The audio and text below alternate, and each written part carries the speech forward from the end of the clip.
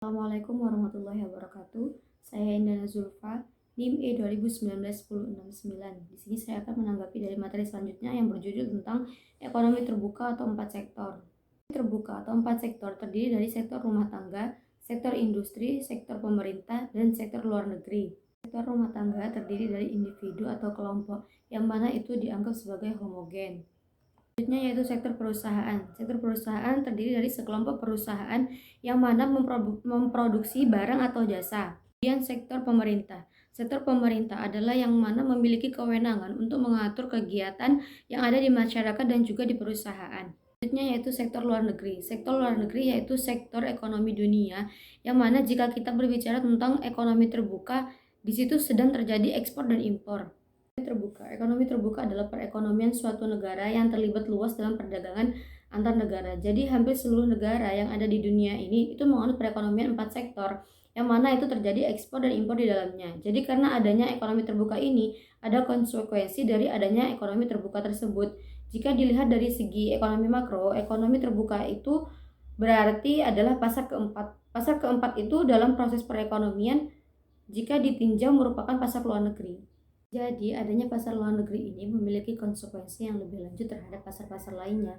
Khususnya itu ada konsekuensi yang menyangkut penyesuaian pengertian 3 konsep. Apa saja 3 konsep itu? Yang pertama, permintaan agregat yang mana terjadi di pasar barang. Yang kedua, jumlah uang yang beredar terjadi juga di pasar barang. Yang ketiga, mempengaruhi harga barang dan jasa. Pendapatan ekonomi terbuka atau 4 sektor. Penggunaan faktor-faktor produksi oleh perusahaan sehingga terjadi aliran pendapatan sektor rumah tangga berupa gaji dan sewa.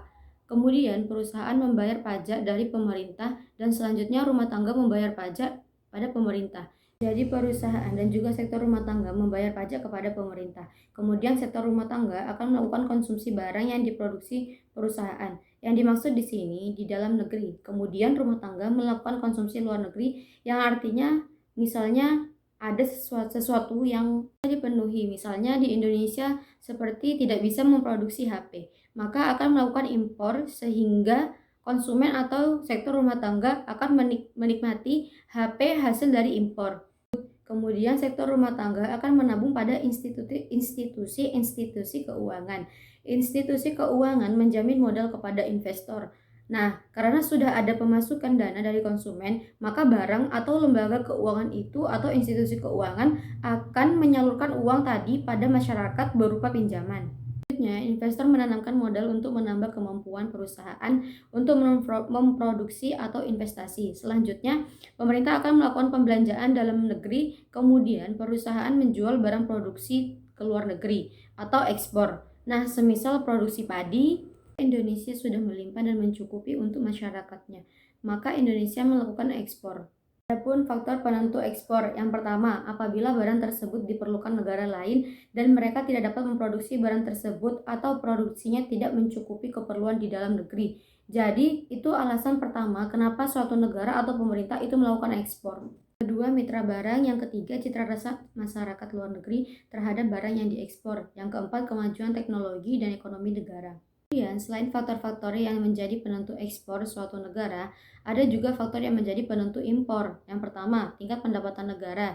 Yang kedua, inflasi dalam negeri. Dengan adanya inflasi bisa menjadi faktor penentu dari impor. Yang ketiga, kemampuan suatu negara untuk membuat suatu barang. Yang keempat, cita rasa dari konsumen. Keseimbangan ekonomi terbuka. 1.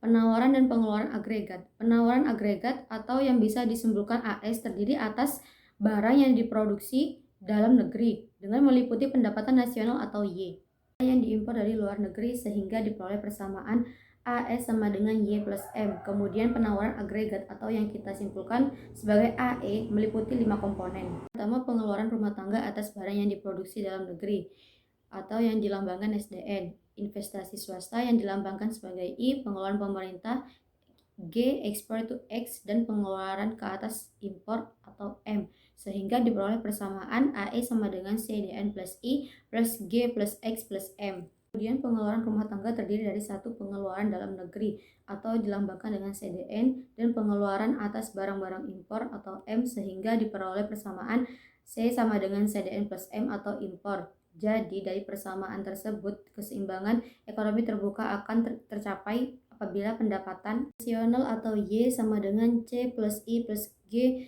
plus X min M. Selanjutnya, ekonomi terbuka pada sistem prinsip dasar yang telah ditetapkan Islam mengenai perdagangan dan berniaga adalah tolak ukur dari kejujuran, kepercayaan, dan juga ketulusan. Sejarah telah membuktikan bahwa Islam sejak dahulu kala memang telah menganjurkan adanya perdagangan internasional. Sekian video tanggapan dari saya, kurang lebihnya mohon maaf. Wabillahi taufiq wal hidayah. Wassalamualaikum warahmatullahi wabarakatuh.